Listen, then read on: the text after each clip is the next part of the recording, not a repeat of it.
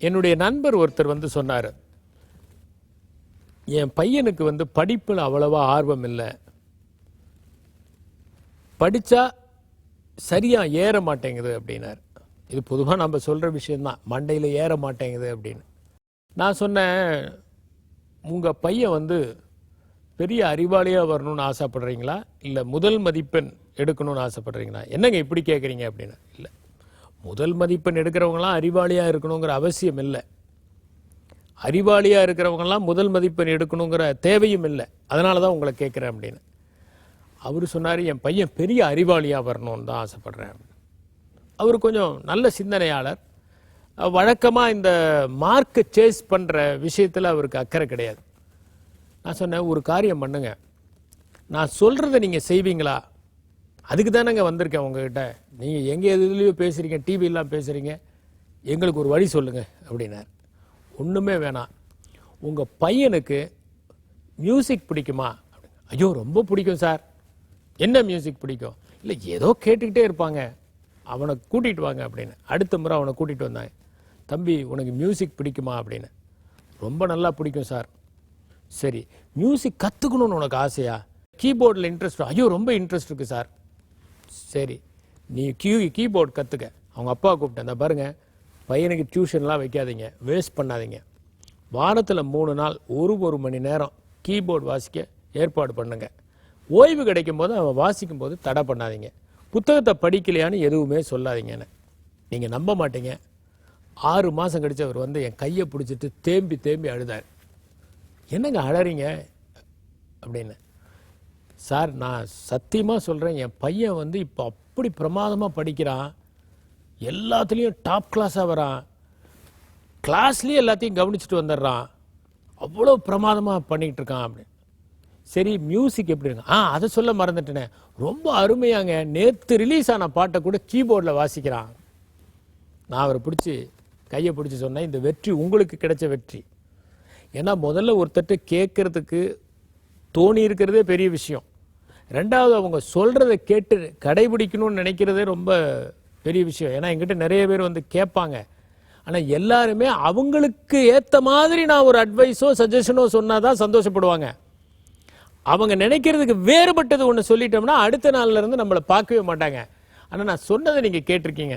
அப்போ அவர் உட்காந்து கேட்டார், சார் இந்த மாதிரி உங்களுக்கு ஐடியா எப்படி வந்தது அப்படின்னா. ஒன்றும் இல்லைங்க, நம்ம மூளையில் வெவ்வேறு பகுதி இருக்குது, அந்த வெவ்வேறு பகுதி வெவ்வேறு விதமாக ஆக்டிவேட் ஆகுது. கணக்கை படிக்கும்போது ஒரு பகுதி ஆக்டிவேட் ஆகுது, ஷேக்ஸ்பியரை படிக்கும்போது ஒரு பகுதி ஆக்டிவேட் ஆகுது.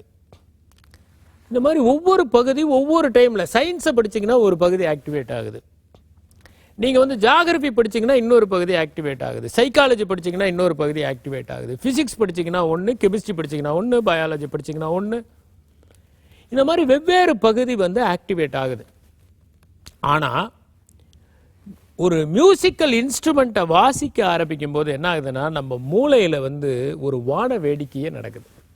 நம்ம மூளையில் இருக்கிற எல்லா நியூரான்ஸும் ஆக்டிவேட் ஆகிறது எப்போனா, ஒரு மியூசிக்கல் இன்ஸ்ட்ருமெண்ட்டை வாசிக்கும் போது. ஒரு சின்ன தீபாவளி வேணும்னா மியூசிக்கை நீங்கள் கேட்கலாம், ஆனால் ஒரு பெரிய வான வேடிக்கையை, ஒரு லார்ஜ் ஸ்கேல் வான வேடிக்கை வேணும்னு நான் நினச்சிங்கன்னா, ஒரு கீபோர்டை நீங்கள் கீபோர்டோ அல்லது வயலினோ அல்லது ஃப்ளூட்டோ ஏதோ ஒரு இன்ஸ்ட்ருமெண்ட்டை நீங்கள் வாசிக்க ஆரம்பிச்சிங்கன்னா அத்தனை நியூரான்ஸுமே ஆக்டிவேட் ஆயிரும்.